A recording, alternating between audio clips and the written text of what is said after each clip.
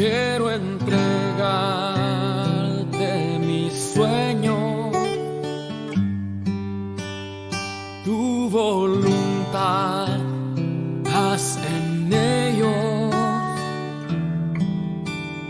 Mi corazón te lo entrego, enamórame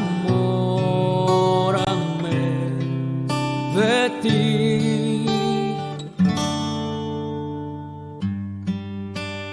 Quiero aprender a escucharte.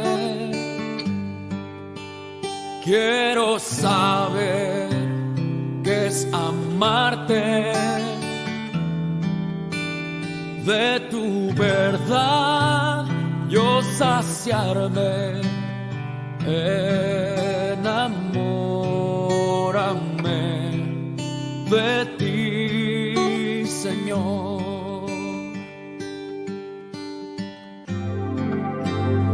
Que tu presencia me inunde, haz de mí uno de nuevo, cámbiame, renuévame,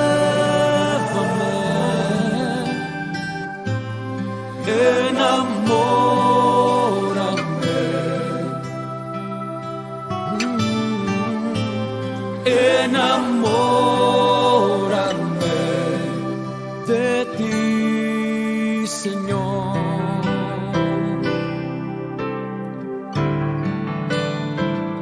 ¿Cuántos quieren estar enamorados de Él? Dile con todo tu corazón. Quiero entregarte mis sueños, tu voluntad, haz en ellos. Mi corazón te lo entrego, enamórame de ti. Quiero aprender a escucharte. Quiero saber qué es amarte. De tu verdad yo saciarme. Enamórame de ti, Señor. Que tu presencia, que tu presencia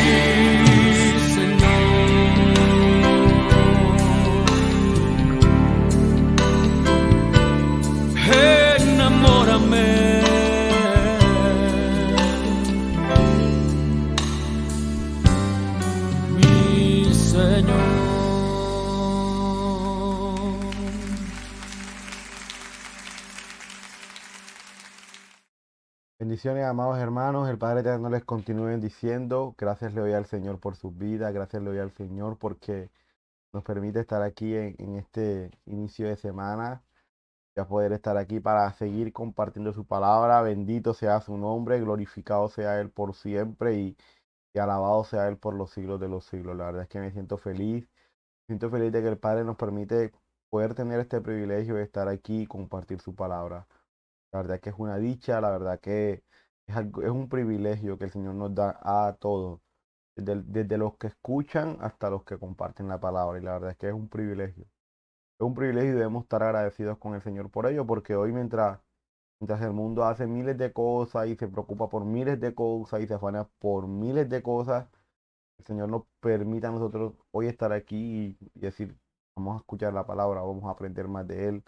Vamos a cada día vivir conforme a su palabra, conforme a lo que Él establece. Y es un privilegio porque el Señor ha abierto nuestros ojos espirituales, ha tocado nuestro corazón, lo ha transformado por un corazón de carne sensible a su voz, sensible a su instrucción para su pueblo. Y me siento gozoso por ello. Y bueno, fíjense, ya hoy ya vamos a terminar el capítulo 16 de Mateo. Ya vamos a terminar el capítulo 16 el día de hoy. La verdad es que ha sido de mucha bendición. Hoy vamos a aprender cosas nuevas porque vamos a aprender modismos nuevos, expresiones nuevas. Vamos a aprender cosas que quizás en cierta medida se van complementando con lo que ya hemos venido explicando y con lo que ya hemos venido dando. Entonces, eso es bueno también.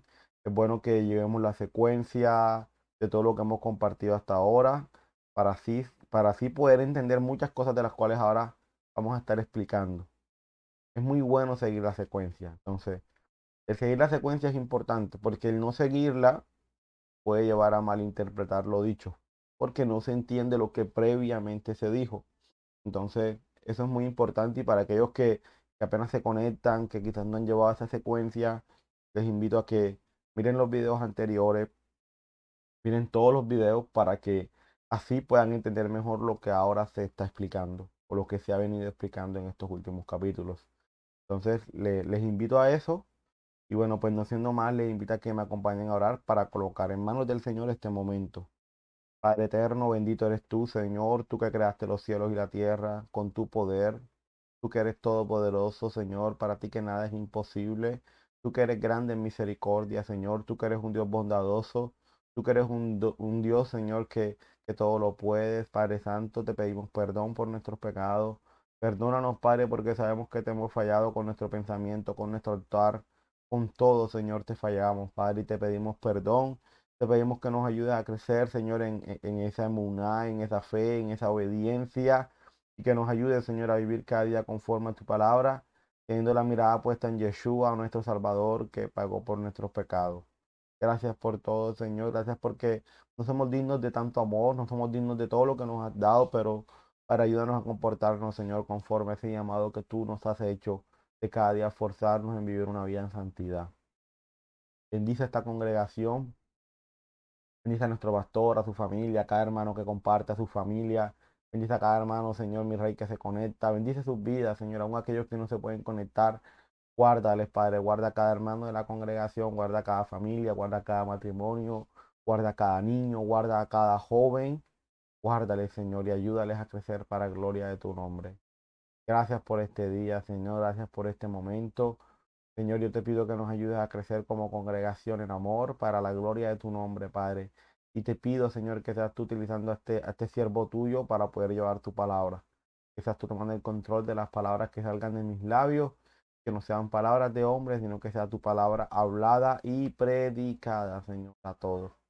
Señor, guarda mi vida y ayúdame, Señor, en este momento, para y que seas tú hablando a tu pueblo hoy. Te lo pido a mi Rey en Yeshua, Jesús, nuestro Salvador. Amén y amén. Bueno, mis hermanos, les invito a que me acompañen a ver lo que el Señor hoy tiene para nosotros. Fíjense que ya hoy vamos a iniciar desde el verso 13. Hoy vamos a compartir del verso 13 al verso 28, que ya es el final como tal de este capítulo 16. Entonces, hoy vamos del verso 13 al verso 28. Primeramente vamos a compartir los versos del 13 al 20 y luego, posterior a ello, vamos a compartir los versos del 21 al 28. para que esta parte de Mateo, de este capítulo 16, se va a dividir en dos partes, en dos sesiones. Entonces, ya previamente en el domingo anterior compartimos la primera sesión de este capítulo 16 y ya hoy vamos a compartir la segunda y última sesión de este capítulo. Entonces, les invito a que me acompañen en la lectura. Primeramente vamos a leer los versos del 3 al 20 en la versión Reina Valera del año 1960 y luego la leeremos en una versión más hebrea, que es la Biblia K2 israelita mesiánica. Entonces, acompáñenme en la lectura primeramente en la Reina Valera. Vamos a leer. Viniendo Jesús a la región de Cesarea de Filipo, pregunta a sus discípulos diciendo, ¿quién dicen los hombres que es el Hijo del Hombre? Ellos dijeron, uno Juan el Bautista, otros Elías y otros Jeremías, o algunos de los profetas. Él les dijo, ¿y vosotros quién decís que soy yo? Respondiendo Simón Pedro dijo, tú eres el Cristo, el Hijo del Dios viviente. Entonces le respondió Jesús, bienaventurado eres Simón, hijo de Jonás, porque no te lo reveló carne ni sangre, sino mi Padre que está en los cielos. Y yo también te digo que tú eres Pedro, y sobre esta roca edificaré mi iglesia, y las puertas del Hades no prevalecerán contra ella. Y a ti te daré las llaves del reino de los cielos, y todo lo que atares en la tierra será atado en los cielos, y todo lo que desatares en la tierra será desatado en los cielos. Entonces mandó a sus discípulos a que nadie dijese que él era Jesús el Cristo. Mi hermano, nada más en estos versos hay mucha tela por cortar. Mucha tela. Hay mucha tela por cortar, hay muchas preguntas que nos hacemos. O sea, definitivamente que es así. Por eso yo decidí vivirlo. De hecho, yo pensé por un momento en compartir estos versos el domingo anterior. Pero, o sea, se hubiese extendido bastante. El domingo anterior se hubiese extendido bastante porque es que el explicar esto toma. O sea, estos versos requieren explicar varias cositas, entender varias cositas y por eso decidí dejarlo para esta sesión. Ahora vamos a leerlo en la Biblia K2 israelita mesiánica, que dice, cuando Yahshua vino al territorio alrededor de Cesarea Filipos, les preguntó a sus talmidín, a sus discípulos, ¿quién dice la gente que es el Ben Hadán? Ellos dijeron, bueno, algunos dicen que es Johanán, el que sumerge en agua, otros Eliá y otros Jirmeyá o Jirmeyá o uno de los profetas. Pero ustedes, les dijo, ¿quién dicen ustedes que soy? Simeón Kefas respondió, tú eres el Mashiach, el hijo del Elohim viviente. Simeón Bar Yohanan, Yahshua le dijo, bendito eres, porque ningún ser humano te reveló esto, sino mi Padre que está en el cielo. También te digo esto, tú eres Kefa, que quiere decir roca o piedra, y sobre esta roca yo construiré la asamblea de Israel. Fíjese que cambia mucho cuando habla, porque dice, yo edificaré mi iglesia. Ya nosotros explicamos muy bien la concepción de iglesia, ¿cierto? Y que esta palabra como tal no existe en hebreo, porque en griego es la palabra eclesía, pero en hebreo es la palabra cajal, que después se predomina a quejilá, que significa congregación, asamblea. Por eso que es un error pensar que la iglesia nace con Cristo o con los apóstoles o en Pentecostés, porque si nosotros miramos desde el Éxodo nos damos cuenta que ya existía una asamblea, una congregación, una cajal. O sea que la iglesia, lo que nosotros llamamos iglesia o pueblo de Dios, no proviene o no viene del Nuevo Testamento. Ya eso estaba desde antes. Y eso es muy importante tenerlo en cuenta, porque aquí cuando nos hablan de iglesia, mira, está aquí ya el Señor está constituyendo la iglesia, o ya va a constituir la iglesia. No, mis amados hermanos, eso es un error. Debemos estudiar las palabras desde su idioma original. Recordemos que Yeshua, sus discípulos, eran judíos, y por ende, su lengua materna era la lengua hebrea. Ellos hablaban hebreo, se entendían desde el hebreo, y todo lo veían desde el hebreo. Aunque los evangelios, aunque los profetas, los discípulos del Señor, perdón, en este caso los discípulos del Señor, aunque se estaban moviendo en un lenguaje griego, su procedencia era hebrea y su concepción era hebrea, y debemos entenderlo desde un hebreo, porque desde lo contrario vamos a tener muchas malas interpretaciones. Y de eso también he dado muchos ejemplos, muchísimos he dado, en los cuales siempre les digo, el hecho de que yo escriba un libro en inglés y ese libro en inglés hable sobre la cultura costeña, ¿cierto? O hable sobre una historia aquí en la costa y en Colombia, no quiere decir que porque está escrito en inglés, la mentalidad con la cual yo lo escribí sea inglesa, porque yo lo escribo con una mentalidad colombiana, costeña, aunque lo escriba en inglés, aunque lo escriba en inglés. Entonces, Mateo, Lucas, los evangelios y y todas las cartas de los profetas, aunque primeramente pudieron ser escritas en griego, porque el griego era como el idioma universal en ese momento, pero la mentalidad de ellos era hebrea, porque ellos eran hebreos, la gran mayoría de la tribu de Judá. Entonces, no podemos perder eso de vista. No podemos perder eso de vista. Y por eso es que la versión hebrea no usa el término iglesia, usa el término asamblea, que era la palabra que se usaba desde el Éxodo, que es la palabra cajal, que se puede traducir como asamblea o como congregación. Y las puertas del Sheol, no podrán vencerla. Yo te daré las llaves del reino de Yahweh. Todo lo que ates en la tierra será atado en el cielo y todo lo que desates en la tierra será desatado en el cielo. Después le advirtió a los Talmidim que a nadie dijeran que él era el Mashiach. Fíjese que aquí ya no se usa la palabra Cristo, sino Mashiach, que es la palabra en hebreo. Entonces es muy importante, por eso es que con las versiones hebreas y aún con las griegas se enriquece el estudio, se enriquece. Y eso es lo importante. Entonces vamos a continuar. Preguntas a estos versos, entendiendo lo dicho en estos versos. Entonces, mis amados hermanos, espero que estén muy atentos. Cualquier duda, inquietud, yo estaré pendiente al chat para responder cada una de ellas.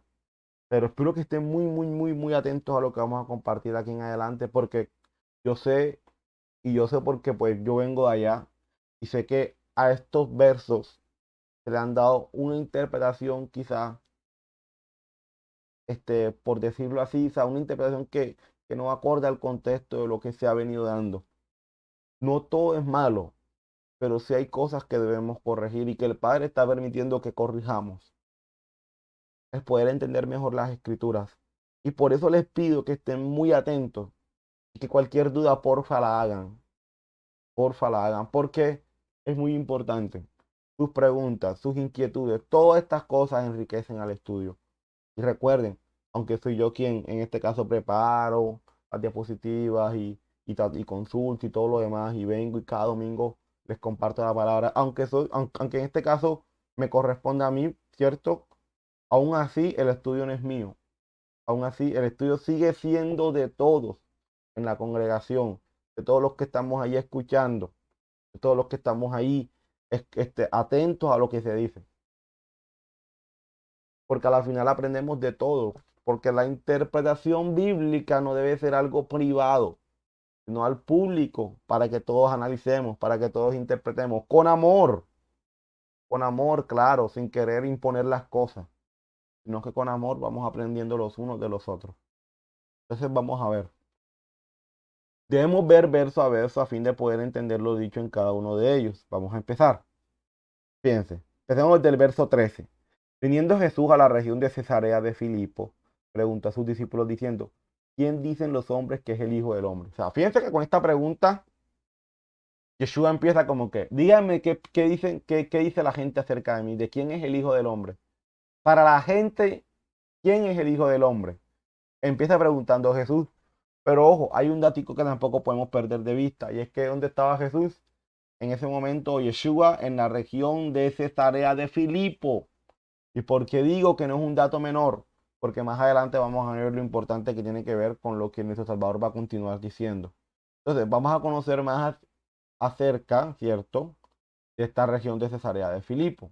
Fíjense, yo busqué el mapa en la página web Biblia Todo, que gloria al Padre por esta página, porque la verdad es que ha sido de mucha ayuda y y suministra información muy, muy buena. Entonces, aquí le marco con el mouse, fíjense, acá está en el puntico rojo donde queda Cesarea de Filipo. O sea que nuestro Salvador se ha trasladado de acá más o menos hasta acá. Ha tomado un buen tiempo. Pero acá estaba nuestro Salvador en ese momento. Acá estaba nuestro Salvador en ese momento. Entonces, esta ciudad, Cesarea de Filipo, estaba situada en la base sudoeste del monte Hermón, sobre una altura rocosa de más de 350 metros. Ojo, o sea, que era una ciudad muy rocosa, con muchas rocas. Y tenía un monte de Hermón, que era llamado Monte Hermón, que tenía una altura rocosa de más de 350 metros. Ojo, todo esto tiene que ver con lo que nuestro Salvador va a decir más adelante. Y van a ver ustedes el por qué. Está al norte del mar de Galilea y al sudoeste de Damasco. Fue reedificada y embellecida por Felipe el tetrarca de Bazán para usarla como capital.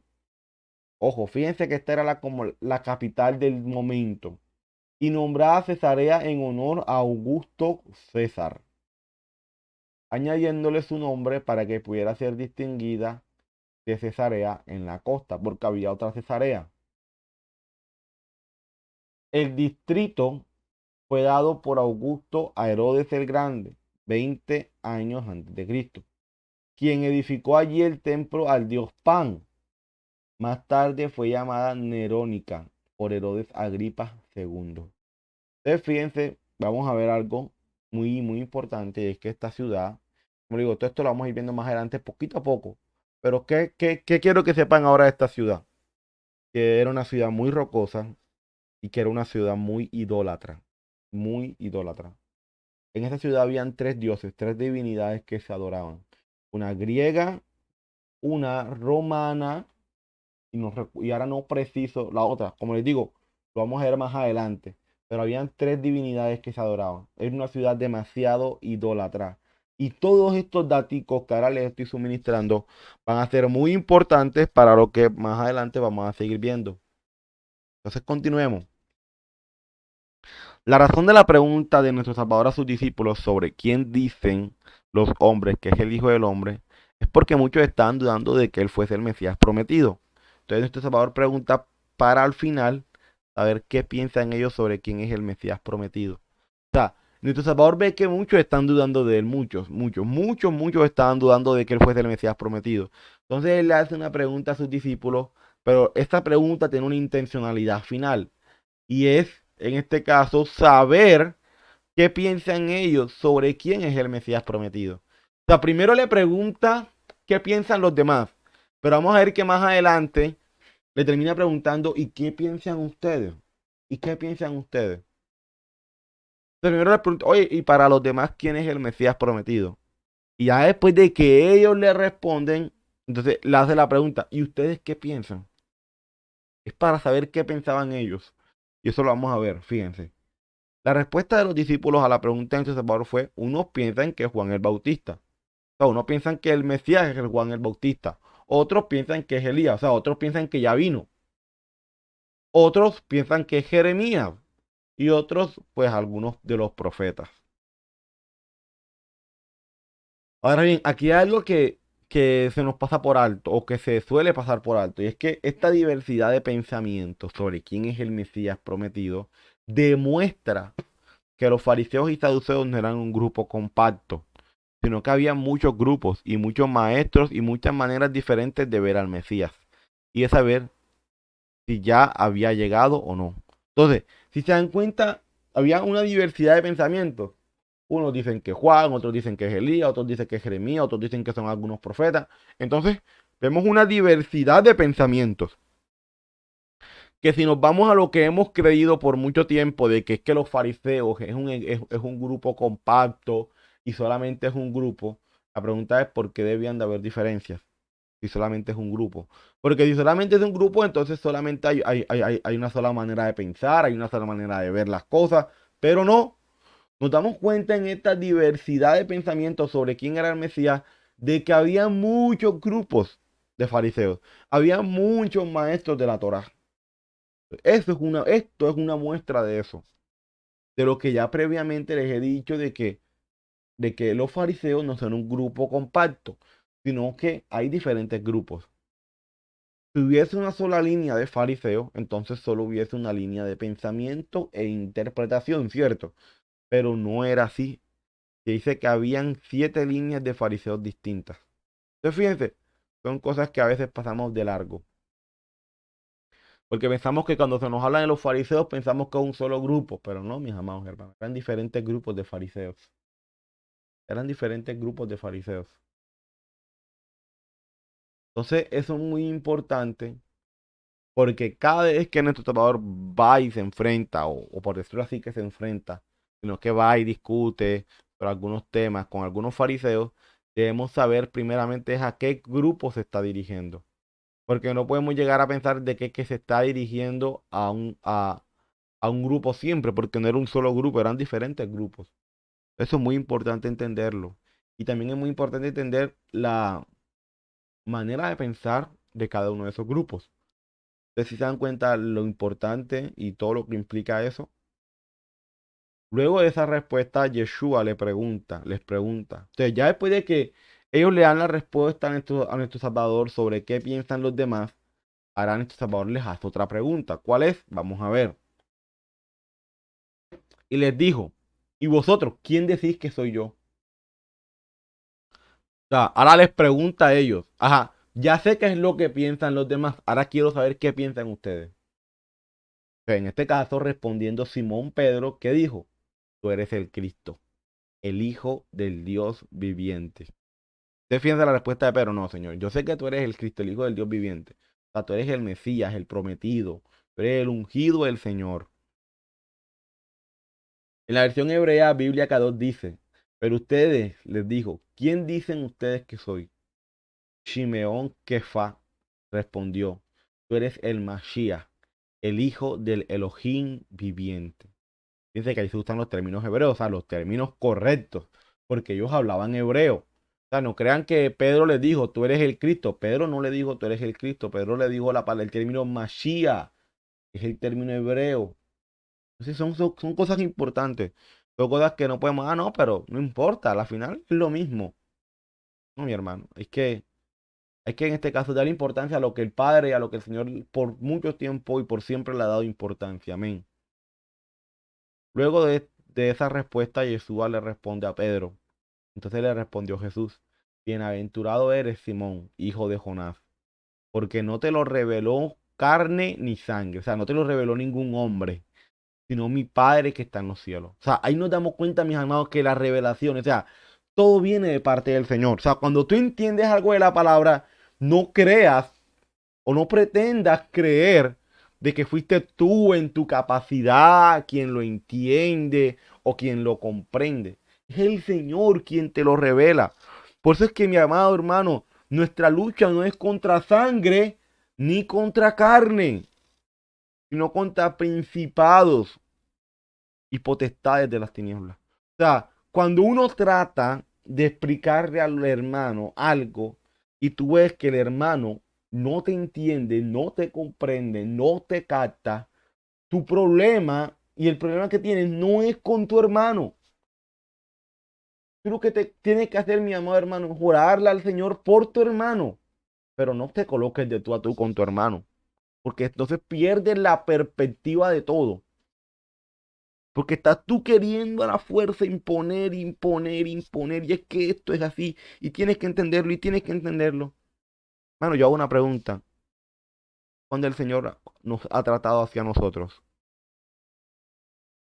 O sea, ¿cuándo nosotros hemos recibido del Padre un trato así? Más bien que recibimos del Señor paciencia, amor. ¿No me entendiste? No te preocupes, vamos paso a paso. Poco a poco me vas conociendo. Poco a poco me vas obedeciendo.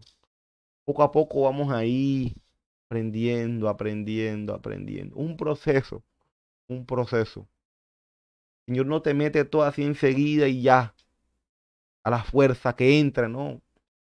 Tenemos un Dios que es, en este caso, muy sabio, completamente sabio. Él sabe cómo llegar a nosotros. Él sabe cómo enseñarnos, cómo disciplinarnos. Entonces, Si en nuestro Padre eterno nos trata hacia nosotros, ¿por qué hemos de pretender nosotros muchas veces querer tratar a los demás como que a la fuerza, empujándolos para que entiendan? ¿Por qué? ¿Por qué esa actitud a veces? No debería ser así. Más bien con amor, con delicadeza, con paciencia, enseñar, enseñar. Así como el Padre nos ha enseñado a nosotros por todo este tiempo. Asimismo, enseñar a los demás y orar al Señor que Él se encargue. Así como lo ha hecho con nosotros, seguramente también lo hará con el hermano, pero lucha no es con tu hermano. Lucha es ahí de rodillas, orando, clamando al Señor. Y no podemos perder la perspectiva de eso. Porque entonces vamos a llegar a hacer hasta de mal testimonio. Amén. En la Biblia Cadó, fíjense cómo dice, y quiero aquí quedarme en, en lo que está resaltado. Dice, tú eres Kefa, que quiere decir roca, y sobre esta roca yo construiré la asamblea de Israel. Y como dicen en la escritura restaurada es el nombre verdadero, que tú eres Kefa, y sobre esta sur, que es roca, restauraré mi qué, mi Keilah, o sea, mi congregación. Que si se dan cuenta, mis amados hermanos, que aquí no se está hablando algo nuevo. Aquí no se está hablando de una nueva congregación, de una nueva asamblea, una nueva religión, de algo nuevo, no. Es de lo que ya se venía hablando, de la asamblea de Israel, de la congregación del Señor, esparcida en las naciones, amados hermanos. No es algo nuevo, no es algo nuevo, es algo que ya se sabe, que se entiende. Entonces es muy importante eso. Ahora bien, para poder entender el verso 17 y 18, ¿cierto? Es muy importante tener en cuenta lo dicho por Pedro en el verso 16, porque lo que dice nuestro Salvador es consecuencia de eso. Y no solamente eso, sino también lo dicho por el profeta Isaías. Aquí entenderemos que la Biblia se interpreta sola. Solo es cuestión de conocerla y entenderla de principio a fin. Sí, porque entonces muchos interpretan, no, es que la roca aquí es Pedro. Y mira que la roca es Pedro. Y mira que la roca es Pedro.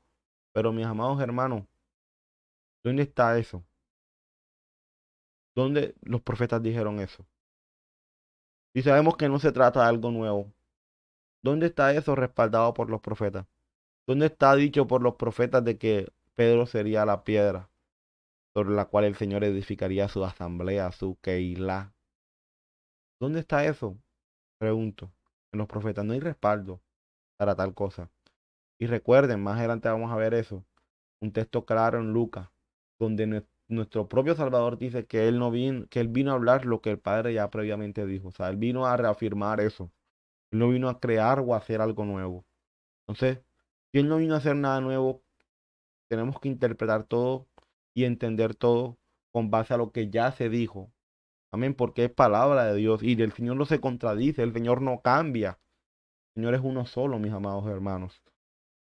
Entonces vamos a ver lo que dice el profeta Isaías en el capítulo 51. Aquí Isaías nos dice cuál es la roca de la cual desciende Yeshua. Isaías 51 del 1 al 8. Vamos a leer, amados hermanos. Acompáñenme en la lectura y dice, oídme los que seguís la justicia, los que buscáis a Jehová. Ustedes, amados hermanos, que siguen la justicia, ustedes que siguen los mandamientos del Señor y buscan al Señor de corazón, oigan esto.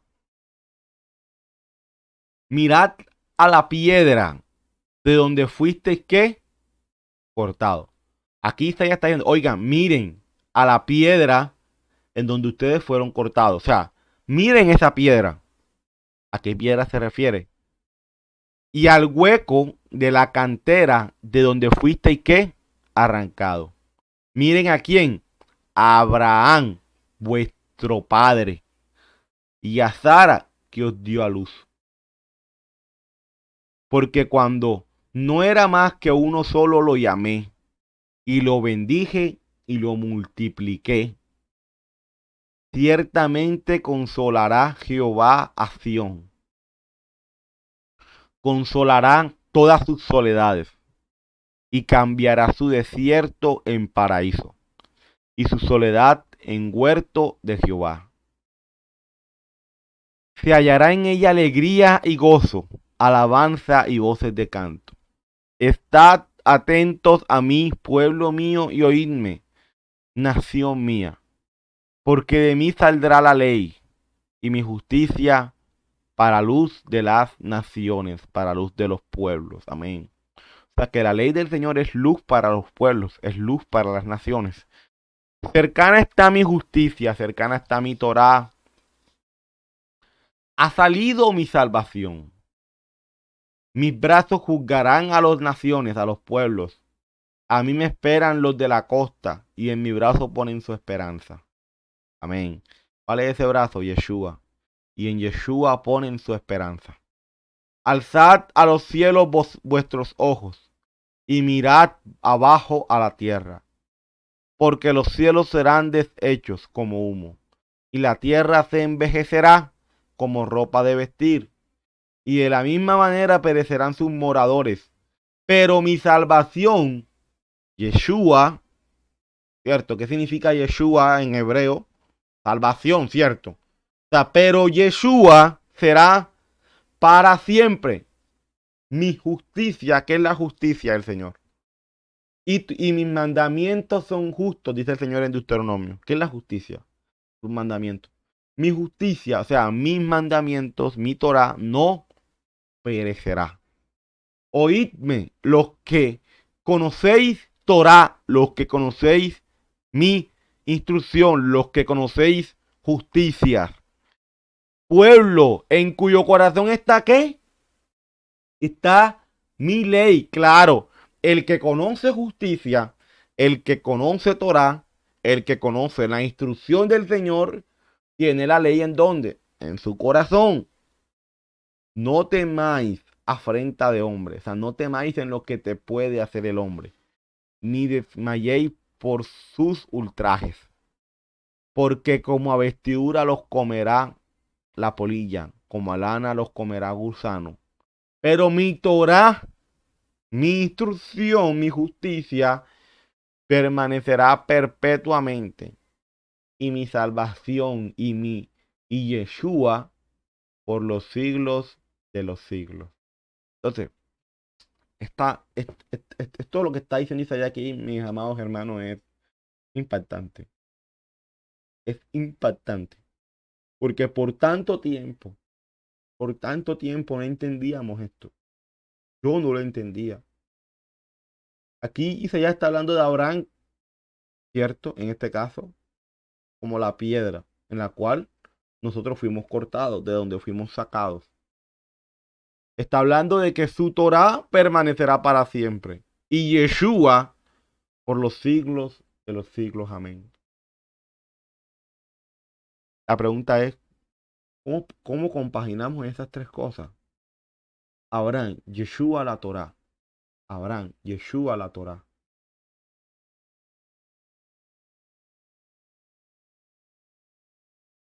Entonces, yo le soy sincero, mis amados hermanos. Yo me quedaba impactado porque yo leía esto y yo, Dios mío, Padre, gracias. Y era uno decir, Padre, ¿quién soy yo? O sea, ¿quién soy yo? Para que tú me hayas mirado con ojos de amor y me hayas mostrado estas cosas. Ella le está diciendo, mi Torah permanece para siempre. Y Yeshua por los siglos de los siglos. Amén. O sea, que Yeshua y la Torah no se pueden deslindar. Es lo mismo. Yeshua es la Torah, hecha carne. La palabra de Dios hecha carne, ahí, palpante, ahí, mostrándote cómo guardar cada mandamiento. Ese es Yeshua, ahí mostrándote. Y Abraham, el fundamento. O sea, por donde el Señor empezó todo, esa promesa. Y en ti serán benditas todas las familias de la tierra. De ahí nace todo y empieza ese recorrido hasta hoy nuestros días que continúa esa promesa. Amén. Entonces es hermoso, mis amados hermanos. Ahora vamos a continuar. Pero en su carta dice que la roca es Yeshua, ¿cierto? O sea, la esperanza. Por eso es que Isaías dice en una parte, cercana está mi justicia. Y hay una parte en la que Isaías dice aquí, quiero buscarlo, estoy buscándolo aquí con el mouse porque no lo seleccioné, pero aquí dice donde vestir de la misma perecerán moradores de mi salvación para siempre, y mi justicia no permanecerá, ciertamente consolará. Bueno, vamos a leerlo desde aquí. Mirad a Abraham vuestro padre y Sara que os dio a luz, porque cuando no era más que uno solo lo llamé y lo bendije y lo multipliqué. Amén. Estás atento a mí, pueblo mío, y oíd, nación mía, porque de mí saldrá la ley y mi justicia para luz a las naciones. Y aquí está, fíjense lo que estaba buscando. Pues es que Isaías dice, y en mi brazo, ¿cuál es el brazo del Señor? Yeshua. Ahí hace referencia a nuestro Salvador. Y en mi brazo ponen en su esperanza. ¿Dónde está nuestra esperanza? En Yeshua, que paga por nuestros pecados. En Yeshua está nuestra esperanza. Por eso es que al final dice, y Yeshua, o sea, y mi salvación. Recuerden que salvación se refiere a Yeshua, porque la Yeshua, que significa en hebreo salvación, que es lo que vino a hacer Yeshua, a salvar al pueblo. Entonces, y mi salvación, o sea, en este caso refiriéndose a Yeshua, permanece ¿por qué? Por siglos de los siglos. Amén. Entonces, pero en su carta dice que la roca es Yeshua, ¿cierto? Es la esperanza del pueblo. Pero Yeshua mismo desciende de otra roca. La roca que origina todo, la roca que origina Israel, a Judá, a Efraín, a las naciones, a los gentiles que vienen a ser parte del pacto, a todo el plan de redención de Dios. Esa roca es Abraham. Yeshua es descendiente de Abraham, lo dice Mateo capítulo 1, el hijo de Abraham. Entonces, cuando hablo de que desciende de Abraham, ¿cierto? Me refiero a que como tal, o sea, biológicamente desciende de Abraham como tal. O sabemos que Yeshua y el Padre son uno solo, ¿cierto? Y que todas las cosas fueron hechas por Él y para Él, y sin Él nada hubiese sido hecho. Pero todo nace de una promesa hecha a quién? A Abraham. O sea, sobre Abraham y lo que el Señor, y esa promesa hecha a Abraham, es donde el Señor empieza a fundamentarlo todo. Que después se da con Yeshua, ¿cierto? Que viene a salvar al pueblo. El profeta Isaías usa una figura de la naturaleza para hacernos entender de dónde salimos. Cuando habla de la cantera de donde fuiste arrancado, es porque en ese tiempo Israel ya estaba apartado de Dios. Entonces les está diciendo que vean de dónde fueron sacados para que vuelvan allí. Así es, esa promesa viene de Abraham. Tenemos que recordar de dónde fuimos sacados y volver ahí. Amén. A ese principio. Por lo demás, el lugar donde estaban también era significativo e ilustrativo, ya que en Cesarea de Filipo se encontraba la fuente del río Jordán, cuyo manantial salía de una montaña rocosa, que era lo que yo les decía. En ese lugar rocoso se llamó a Simón por el nombre de Pedro, Kefas, que significa piedra. En el verso 1 de Isaías 51, el profeta nos dice que es preciso que miremos a Dios, ¿cierto? Y a su hijo Yeshua. Nuestras órdenes de marcha, nuestras instrucciones deben proceder continuamente de Él por medio de su palabra. Eso es lo primero. En segundo lugar, miramos a Abraham, nuestro padre, y a Sara, que nos dio a luz. Así que para aquellos que buscan al Señor en estos últimos días, esta es la fórmula. Miremos a Dios y a su Hijo Yeshua, siguiendo la misma fe, la misma obediencia de quién? De Abraham y Sara, nuestros padres en la fe. Entonces nos damos cuenta que no se trata de una nueva misión, que no es una nueva denominación, ni una nueva alianza, no es un nuevo movimiento.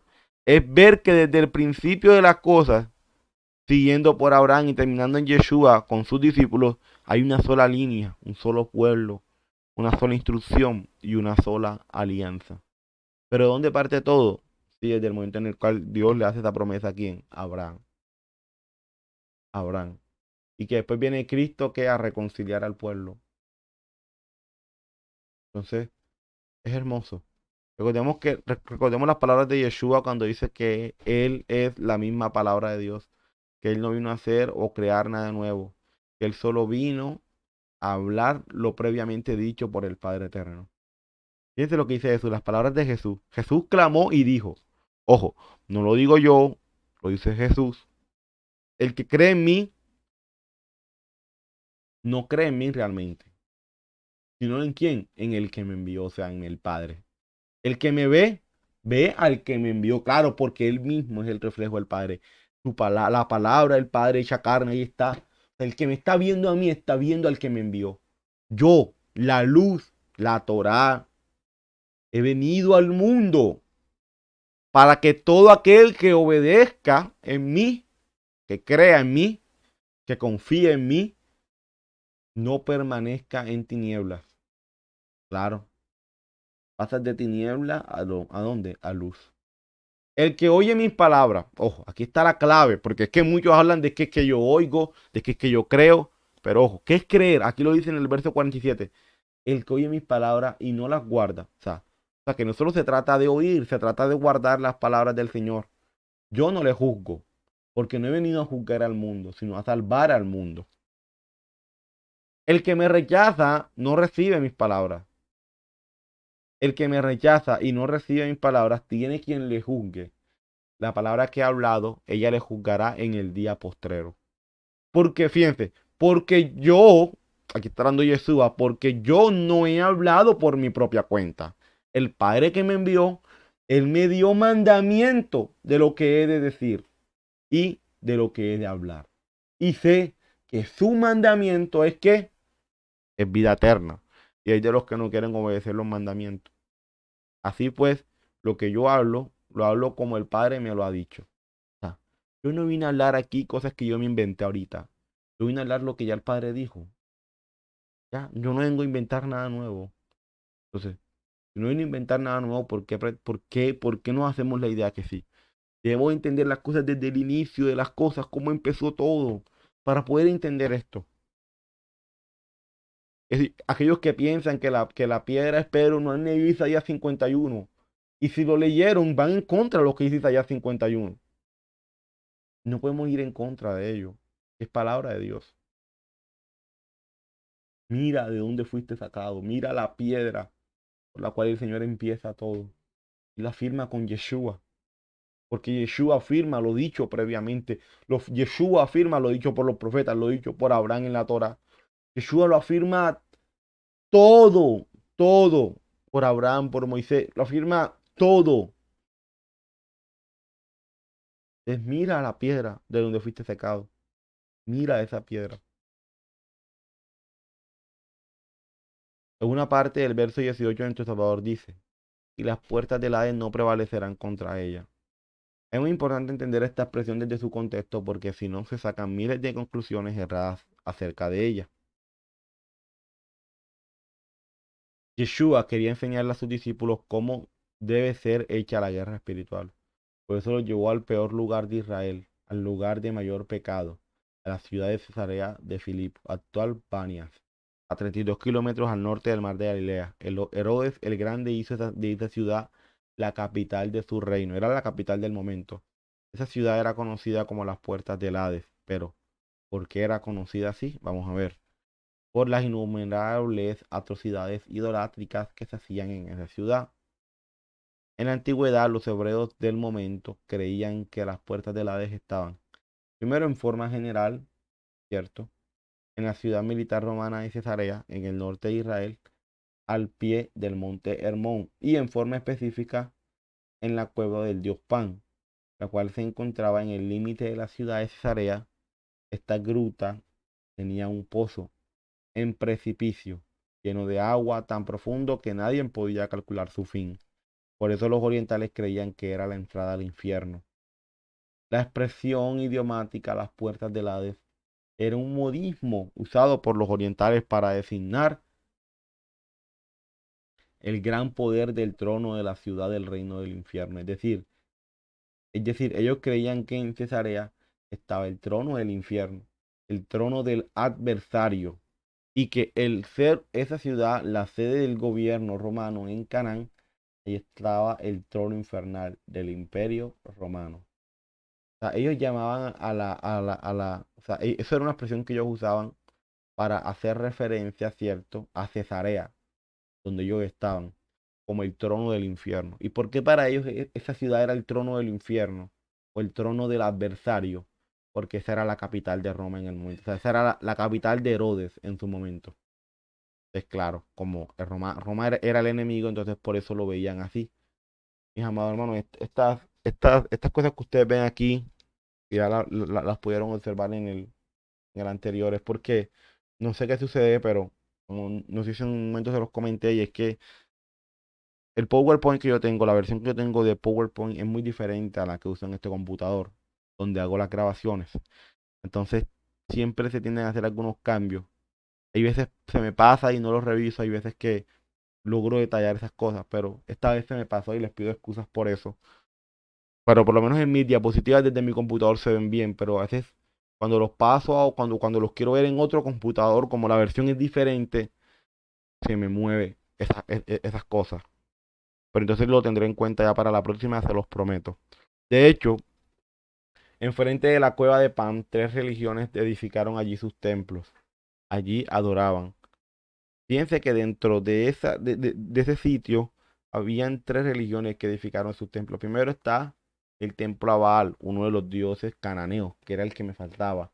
A Pan, que es uno de los dioses de la mitología griega. A Augusto César, uno de los emperadores del Imperio Romano, adorado como un dios. Fíjense que era una ciudad de mucha idolatría, demasiada idolatría. Es muy importante tener en cuenta que si diferentes religiones edificaron sus templos exactamente en el mismo lugar, quiere decir que esa cueva era reconocida como un centro satánico de gran importancia. Por eso los discípulos de Jesús se habrán sorprendido al saber que el Señor los llevaba a ese lugar tan abominable para los judíos. Ellos se sorprendían porque ¿cómo es que vamos a estar acá en este lugar lleno de tanta idolatría por el culto satánico que allí se realizaba? La ciudad de Cesarea de Filipo era el lugar más pecaminoso de todo Israel. Pero lo que Jesús está advirtiendo es que toda esa idolatría no va a permanecer contra los hijos de la promesa, porque los hijos de Abraham prevalecerán contra toda esta idolatría. Es como que la piedra sobre la cual se fundamenta todo, ¿cierto? Que es esa promesa hecha a Abraham como tal. Como está fundamentado sobre esa promesa que le hace el Señor a Abraham, pues va a permanecer. Y no va a haber idolatría, ¿cierto? Que prevalezca contra ella. Y finalmente Yeshua termina diciendo, de ti te daré las llaves del reino de los cielos, y todo lo que ates en la tierra será atado en los cielos, y todo lo que desates en la tierra será desatado en los cielos. Entonces mandó a sus discípulos a que nadie dijese que él era Jesús el Cristo. Seguramente en estos versos hemos escuchado muchas interpretaciones como desatar la bendición y las promesas, e infinidades de cosas que están muy lejos de lo que realmente quiso decir nuestro Salvador con estas palabras. Pero primero hagamos las respectivas preguntas de estos versos. Primera pregunta, ¿qué es el reino de los cielos y qué simbología tienen sus llaves? ¿Y qué significa atar y desatar en el siglo I? Vamos a ver. Empecemos respondiendo a la pregunta, ¿qué es el reino de los cielos y qué simbología tienen sus llaves? Como ya se ha explicado en múltiples ocasiones, el reino de los cielos hace referencia a los mandamientos del Señor. ¿Y esto por qué? Porque en ese entonces un reino era un reino si tenía una constitución que lo regía. De lo contrario, no era un reino. Y la constitución que rige el reino de Dios son sus mandamientos. Entonces, como ya lo he explicado anteriormente, el reino de los cielos hace referencia a qué? A los mandamientos del Señor. Es muy importante. Entonces, las llaves del reino representan autoridad. ¿Pero autoridad para qué? Para interpretar, obviamente en este caso, la Torá, que es la instrucción, y guiar a los demás a ella. Desde la antigüedad existe la costumbre de entregar las llaves de la ciudad a una persona ilustre, como una distinción honorífica, un reconocimiento de autoridad. Entre los hebreos, dar las llaves era dar autoridad. A veces las llaves se imponían en el hombro de las personas distinguidas. Y respondiendo a la segunda pregunta, ¿qué significa atar y desatar en el siglo I? Debemos entender que estas dos palabras son un modismo dentro del siglo I. Para los rabinos dicen que cuando las palabras atar y desatar se mencionan en un mismo contexto, por ejemplo, en una misma oración, cuando aparecen juntas, se refieren a la autoridad de atar, o sea, de prohibir lo que es ilegal, y desatar, que es permitir lo que es legal. O sea que la palabra atar y desatar es prohibir y permitir. Pero prohibir qué? Prohibir aquello que es ilegal, ¿cierto? Y permitir qué? Permitir aquello que es legal. Es decir, estas dos palabras estaban dentro de un modismo. O sea, este término atar y desatar es un modismo del siglo I. Es un término técnico usado en forma judicial por los rabinos, los jueces del Sanedrín, la Corte Suprema de Justicia de Israel para juzgar.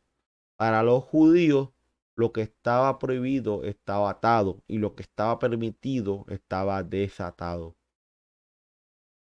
Entonces, si un judío te decía, oye, mira, esto está prohibido, eso está atado, eso está atado. Oye, mira, esto está permitido, eso está desatado. Es un modismo, debemos entenderlo así. Ahora bien, ¿qué tiene que ver esto de atar y desatar con las llaves del reino de los cielos? Vamos a ver. Tengamos en cuenta además que estos dos términos, atar y desatar, siempre eran usados por los rabinos para atar cosas, nunca personas. Por eso es incorrecto lo que algunos dicen que atan demonios o que atan al diablo. O sea, eso es incorrecto porque el contexto en el cual es usado no tiene nada que ver con eso. O sea, tiene que ver con cosas como tal, que se prohíben o que se permiten. El conocimiento de todo esto ha permitido traducir más correctamente el contexto griego original. Por eso en la Biblia textual, tercera edición, dice, te daré las llaves del reino de los cielos. Y todo lo que prohíbas en la tierra habrá sido prohibido en el cielo. Si tú prohíbes algo en la tierra es porque ya en el cielo fue prohibido. Y si tú permites algo en la tierra es porque ya en el cielo habrá sido ¿qué? Permitido. Entonces, en este texto da a entender que lo que ates en la tierra ya comenzó a ser atado en ¿dónde? En los cielos. Y lo que tú desates en la tierra es porque ya fue desatado en los cielos. Y eso se refiere a prohibir y permitir respecto a los mandamientos de la Torah. Es decir, que Yeshua, ¿qué les dijo Yeshua? Yo voy a respaldar tu interpretación de la Torah, porque ya está respaldada por los cielos. Es decir, que la ley ya está dada. Ya la ley determina qué se permite y qué se prohíbe. Entonces, aquí Pedro se le está dando el poder de legislar sobre aquellos que han de venir a la fe. O sea, ¿qué está haciendo nuestro Salvador? Oye, mira, Pedro, yo te doy en este caso a ti la autoridad, ¿cierto? Para que tú ates y tú desates. Porque ya de igual forma, lo que tú ates aquí en la tierra, o sea, lo que tú prohíbas, lo que digas que el Señor, que no está bien delante del Señor, es porque ya el Señor primeramente lo dijo. O sea, yo te voy a respaldar en tu interpretación a la Torah, o sea, pero no es la interpretación que Él quiera darle a la Torah. Es lo que ya el Padre dijo. Entonces, si el Padre prohíbe esto, pues tú lo vas a prohibir. Porque lo que tú estás prohibiendo aquí en la tierra es porque ya el Padre lo prohibió allá arriba. Ya el Padre lo prohibió primero. Y lo que tú permitas que se haga aquí en la tierra es porque ya el Padre te permitió que en este caso se hiciera. No es lo que tú quieras, Pedro. Es lo que ya el Padre dijo. Pues yo te voy a dar las llaves porque te voy a dar la autoridad para que lo haga. Ahora bien, ¿por qué el hecho de darle las llaves a Pedro para que él lo haga? En esa época, quien tenía autoridad para permitir y dirigir al pueblo de Israel eran los rabinos, el Sanedrín, ya que ellos decían qué se permitía y qué se prohibía de la ley.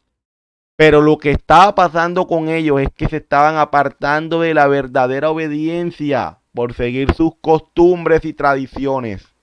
Entonces el Señor les iba a quitar esa autoridad, a esa les iba a quitar las llaves a ellos y ahora se las iba a dar ¿a quién? A simples pescadores como Pedro. Se le iba a dar a un pueblo sencillo, inculto, del vulgo. Iba a quitarle a los sabios y a los entendidos la sabiduría y se la iba a dar a estos discípulos. Ya ustedes tienen la autoridad. O sea, de manera simbólica, nuestro Salvador le quitó la autoridad a ellos en ese momento. Se la estaba dando a sus discípulos, gente del culto, gente que a la final para el mundo era algo despreciado. Pero el Señor lo está utilizando para algo grande. Amén. Ahora bien, mis hermanos, vamos a terminar ya aquí con los versos del 21 al 28. Acompáñame en la nueva versión internacional que dice, desde entonces comenzó Jesús a advertir a sus discípulos que tenían que ir a Jerusalén y sufrir muchas cosas a manos de los ancianos, de los jefes de los sacerdotes y los maestros de la ley, y que era necesario que lo mataran y que al tercer día resucitara. Aquí cuando dice al tercer día resucitara ya está haciendo referencia a la profecía, a la señal de Jonás. Pero lo llevó aparte y comenzó a reprenderlo. Pero Pedro lo llevó aparte y comenzó a reprenderlo. De ninguna manera, Señor, esto no te sucederá jamás. Jesús se volvió y le dijo a Pedro, aléjate de mí, Satanás. Quieres hacerme tropezar. No piensas en las cosas de Dios, sino en las de los hombres. Luego dijo Jesús a sus discípulos, si alguien quiere ser mi discípulo, tiene que negarse a sí mismo, tomar su cruz y seguirme. Porque el que quiera salvar su vida la perderá, pero el que pierda su vida por causa de mí la encontrará. ¿De qué sirve ganar el mundo entero si se pierde la vida? ¿O qué se puede dar a cambio de la vida? Porque el Hijo del Hombre ha de venir en la gloria de su Padre con sus ángeles, y entonces recompensará a cada persona según lo que haya hecho. Les aseguro que algunos de los aquí presentes no sufrirán la muerte sin antes haber visto al Hijo del Hombre llegar en su reino. Entonces, ahora vamos a leerlo en las escrituras restauradas el nombre verdadero. Dice, desde entonces comenzó Yeshua a declarar a sus talmidín que le era necesario ir a Jerusalén y padecer mucho en manos de, en este caso, los sacerdotes y los principales Kohanim y de los Sofrim, y ser muerto y resucitar al tercer día. Entonces Kefa, tomando la parte, comenzó a reprenderlo, diciendo, Marya, oh maestro, en ninguna manera esto te acontezca. Pero él, volviéndose, dijo a Kefas, quítate delante de mí, Satán. Me eres tropiezo porque no pones la mira en las cosas de Yeshua, de Yahweh, sino en las cosas de los hombres. Habló Yeshua diciendo a sus talmidín, si alguien quiere venir en pos de mí, niéguese a sí mismo. Tome su madero de ejecución y sígame. Porque todo el que quiera salvar Chayín la perderá. Y todo el que quiera, y todo el que pierda su Chayín por causa de mí la hallará. ¿De qué le sirve al hombre ganar todo el Olam Haset si pierde su Neshama, el alma? ¿O qué dará el hombre a camino de su alma? Porque el Ben Adán vendrá en la Tiferet de su Abba con sus malachim celestiales y entonces pagará a cada uno conforme a sus misbat, conforme a su obediencia, conforme a lo que haya hecho. De cierto yo les digo, hay algunos que están aquí que no gustarán de la muerte hasta que ellos vean al Ben Adán viniendo en su malhut, en su reino. Vamos a ver. Primer punto, aléjate de mí, Satanás. Y segundo, si alguien quiere ser mi discípulo, tiene que negarse a sí mismo, tomar su cruz y seguirme. En los primeros versos vemos lo siguiente. Desde entonces comenzó Jesús a advertir a sus discípulos que tenían que ir a Jerusalén y sufrir muchas cosas a manos de los ancianos, de los jefes de los sacerdotes y de los maestros de la ley, y que era necesario que lo mataran y que el tercer día resucitara. Cuando los discípulos escuchan de parte de nuestro Salvador estas palabras, se les genera un colapso mental, porque ellos, en especial Pedro, esperaban que Yeshua liberara al pueblo de Roma, pero ahora nuestro Salvador les está diciendo todo lo contrario. Por eso la actitud de Pedro en los siguientes versos. Claro, imagínense ustedes, todos los discípulos esperando que Yeshua libera al pueblo de Roma y ahora Yeshua dice que va a morir en manos de Roma. Pues obviamente, ¿sabes? Como que, bueno, que a Pedro le explotó la cabeza en ese momento. ¡Pum! ¿Cómo es esto posible? Es claro, por eso la actitud de Pedro.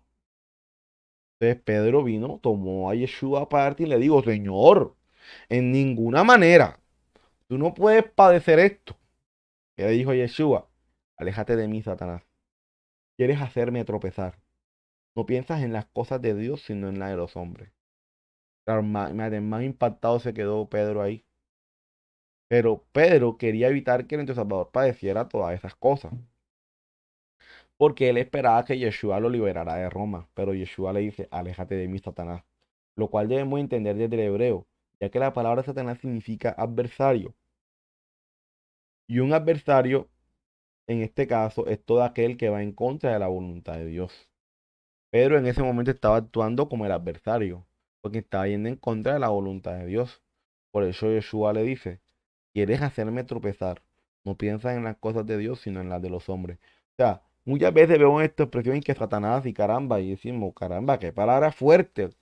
Caramba, imagínate, Yeshua trató a Pedro como Satanás. ¿Qué? ¿Será que le vio los cachos o qué? O sea, uno no sabe. Y uno siempre lo ha visto como palabras fuertes, pero es de los más de normal en ese momento. O sea, Pedro entendía lo que nuestro Salvador le estaba diciendo. Pero entendía de que en este momento Yeshua estaba viendo a Pedro como alguien que se estaba oponiendo a la voluntad del Padre. O sea, Pedro no estaba entendiendo la voluntad del Padre. Pedro no la estaba entendiendo. Y por eso en este caso Yeshua lo trata como el adversario. Por eso es que Yeshua lo trata como el adversario. Porque Pedro no está entendiendo y Pedro está queriendo ir en contra de algo que al final no entiende. Entonces es como que, oye, Pedro sí es en este caso necio. No entiende y aparte de que no entiende me reniega. Ve, está actuando como el adversario. Estás queriendo ir en mi contra. Estás queriendo ir en contra de lo que el Padre ya estableció. Entonces ahí estaba actuando mal Pedro.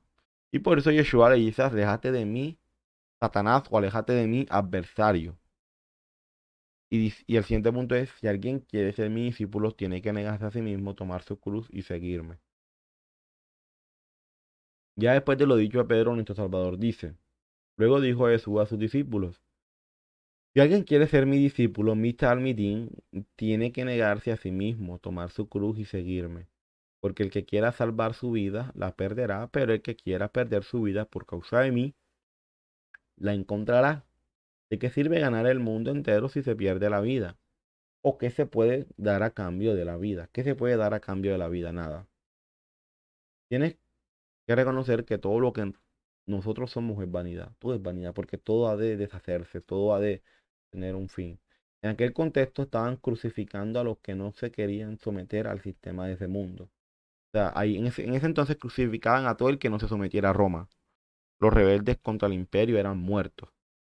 Entonces lo que está diciendo es que si quieres seguirle a él y ser su discípulo, tienes que romper con todas las filosofías, religiones e imperios de este mundo. Tienes que estar dispuesto incluso a que te crucifiquen, porque esa era la manera de frenar a los que no se sometían al imperio romano.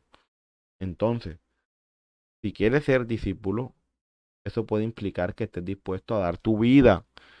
Y ojo, eso no es algo ajeno a nosotros hoy por hoy, aunque no lo veamos tan claro o como se vivía en ese momento, pero no somos ajenos a, en cualquier momento tengamos que dar nuestra vida por defender la palabra, o por en este caso, no querer someternos a algo de este mundo, porque a los que quieren gobernar este mundo no les va a agradar que solo quieras seguir la autoridad de tu ungido, de tu Mesías, de tu Salvador. Si quieres ser su discípulo, estás listo para que te crucifiquen, estás listo para que te rechacen, estás listo para que se burlen de ti. Esa es la prueba del discipulado. Estar listo para todas esas cosas, para burlas, para rechazos, para si en cualquier caso, en cualquier momento, aún dar nuestra vida, no dar nuestro brazo a torcer y mantenernos firmes en la esperanza que profesamos. Amén. Finalmente, ya en los dos últimos versos dice lo siguiente, porque el Hijo del Hombre ha de venir en la gloria de su Padre con sus ángeles, y entonces recompensará a cada persona según lo que haya hecho. Les aseguro que algunos de los aquí presentes no sufrirán la muerte sin antes haber visto al Hijo del Hombre llegar en su... En el verso 27 se muestra que es cierto que nuestro Salvador que nuestra salvación es por gracia inmerecida, pero que esa gracia nos niega la obediencia a la palabra de Dios, porque Yeshua recompensará a cada uno según sus obras, según su obediencia. O sea, tú por tu obediencia tú también vas a ser recompensado, pero eso no quita tu salvación por gracia. Una cosa, las dos cosas están unidas. Amén. Entonces ahí Yeshua lo dice. Y entonces recompensará a cada persona según lo que haya hecho, según su obediencia. Pero eso no niega tu salvación a través de Yeshua. Y ya en el verso 28 el Mesías está hablando de la muerte en el espíritu. ya que han pasado 2000 años y millones han muerto físicamente. En el nivel de alusión habla de que en unos días algunos verán en visión el reino restaurado antes de que prueben la muerte. O sea, algunos, y lo que dice en el 20 y 28 hace referencia a que algunos van a ver en visión al Hijo del Hombre llegar en su reino antes de, antes de su muerte. Amén. Eso es lo que va a entender en el verso 28, yo, para que no lo malinterpretemos ahí. Ahora bien, resumen al capítulo 16. Vamos a ver el resumen a este capítulo. Aprendimos que la señal que les daría nuestro Salvador a los fariseos es la de Jonás, pero que nuestro Salvador los define como una generación mala y adúltera, refiriéndose a una generación desobediente a la palabra de Dios y como una generación que dejó el pacto del Señor por sus costumbres y dogmas. Que si muchas veces pues, hemos estado nosotros, mis amados hermanos, dejamos el pacto del Señor por seguir nuestras costumbres. Curiosamente eso no es algo ajeno a nosotros hoy en día. Luego vimos que nuestro Salvador le dice a sus discípulos que se cuiden de la levadura de los fariseos, refiriéndose a nuestro Salvador a que sus discípulos se cuidarán de la hipocresía, la falsa doctrina, falsa mezclar costumbres y tradiciones con la palabra de Dios. Es como que, hey, cuídense de esa mezcla de doctrina, de costumbres que están haciendo los fariseos. Cuídense de su levadura. Esto lo vimos en el domingo anterior. También comprendimos que la roca es Yeshua, pero Yeshua mismo desciende de otra roca, la roca que origina todo, la roca que origina Israel, a Judá, a Efraín, a las naciones, a los gentiles que vienen a ser parte del pacto, a todo el plan de redención de Dios. Esa roca es Abraham. Debemos mirar a Dios y a su hijo Yeshua, siendo la misma fe, la misma obediencia de Abraham y Sara, nuestros padres en la emuná, padres en la fe. Amén. Además, entendimos que la expresión las puertas del Hades no prevalecerán contra ellas era un modismo usado por los orientales para designar el gran poder del trono de la ciudad del reino del infierno. Es decir, ellos creían que en Cesarea estaba el trono del infierno, el trono del adversario, y que al ser esa ciudad la sede del gobierno romano en Canaán, allí estaba el trono infernal del imperio romano. Fíjense todo lo que significa una frase para ellos en ese entonces, y que el no estudiarla, mis amados hermanos, pues nos puede llevar a tener miles de interpretaciones. También se entendió que las llaves del reino de Dios hace referencia a un reconocimiento de autoridad. Desde la antigüedad existe la costumbre de entregar las llaves de la ciudad a una persona ilustre, como una distinción honorífica, un reconocimiento de autoridad. Entre los hebreos, dar las llaves era dar autoridad. A veces las llaves se ponían en hombros de las personas distinguidas. Además entendimos que la expresión atar y desatar era un modismo dentro del siglo I para los rabinos. Los rabinos dicen que cuando las palabras atar y desatar se mencionan en un mismo ejemplo, en un mismo contexto, en una misma oración, cuando aparecen juntas, se refieren a atar como prohibir aquello que es ilegal y desatar como permitir aquello que es legal. Y finalmente entendimos que la expresión que le dijo Yeshua a Pedro, aléjate de mí, Satanás, hace referencia desde el hebreo a un adversario. Y un adversario en este caso es todo aquel que va en contra de la voluntad de Dios. Pero en ese momento, estaba actuando como el adversario porque estaba yendo en contra de la voluntad de Dios. Por eso Yeshua al final le dice, ¿quieres hacerme tropezar? No piensas en las cosas de Dios, sino en las de los hombres. O sea, digamos en ese momento, si un ejemplo, vamos a colocar un ejemplo. Fueses tú, Pedro, y tú no entendieras el por qué Yeshua va a morir y le reclamaras, Señor, no muera. O sea, tú tienes la intención de que él no muera. O sea, tu intención es buena. Pero aún así, aunque tu intención es buena, te estás comportando como un adversario, como Satanás. Porque estás yendo en contra de la voluntad de Dios. Entonces, ¿cuántas veces nosotros no nos hemos comportado como el adversario, queriendo ir en contra de la voluntad de Dios? Entonces, a eso hace referencia la expresión. No hace referencia a Satanás como hoy lo vemos o como hoy lo pensamos, sino a eso, a alguien que está yendo en contra de la voluntad de Dios. En este caso es Pedro. Sí, con buenas intenciones. Seguramente Pedro no tenía malas intenciones, pero aún así estaba yendo en contra. O sea, que eso que me da a entender de que yo, con buenas intenciones, no voy a agradar a Dios. Yo le agrado obedeciendo su voluntad, obedeciendo su palabra, haciendo lo que Él me dice. No es con buenas intenciones. Pedro tenía la mejor intención, pero no era voluntad de Dios.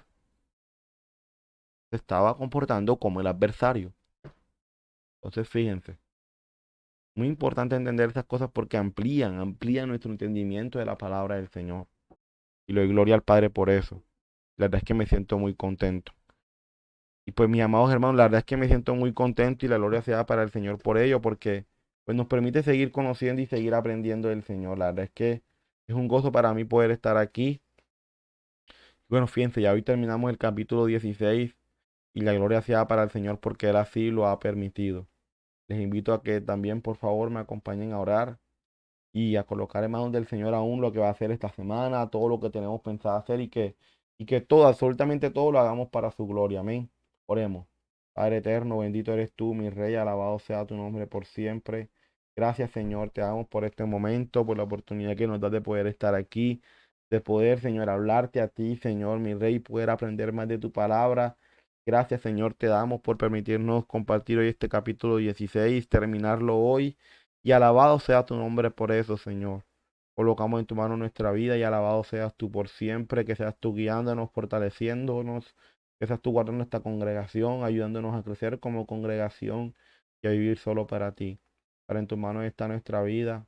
En tus manos colocamos aún, Señor, esta semana y todo lo que tenemos pensado hacer, para que todo lo que hagamos lo hagamos para tu gloria. Bendito es tu nombre, Señor. Bendito eres tú por siempre. Y alabado seas tú, mi Dios. Gracias por este día. Gracias te doy por todo. Y en tus manos, Señor, colocamos, Padre Santo, esta semana y que todo lo que hagamos sea para tu gloria. En Yeshua, nuestro Salvador. Amén y amén.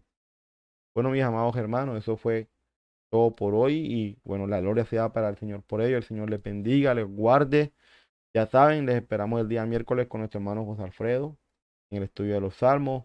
En los sábados en la mañana por vía Zoom con nuestro pastor, que él después siempre en la tardecita ya está subiendo el video para que todos lo podamos ver, aun aquellos que no se pudieron conectar por vía Zoom. Y en la tarde de Shabbat, ya para finalizar y cerrar Shabbat, estamos con nuestro hermano Fede compartiendo la palabra también. Y bueno, ya saben, mis amados hermanos, tenemos todos los espacios disponibles para que todos nos conectemos y podamos seguir aprendiendo del Señor y su palabra. Y junto con eso también tenemos los martes a las 5 de la mañana la oración para que también nos conectemos y nos mantengamos conectados ahí con el Señor y juntos y en armonía también como hermanos. Amén. Entonces el Señor les bendiga, les guarde y shalom, shalom a todos.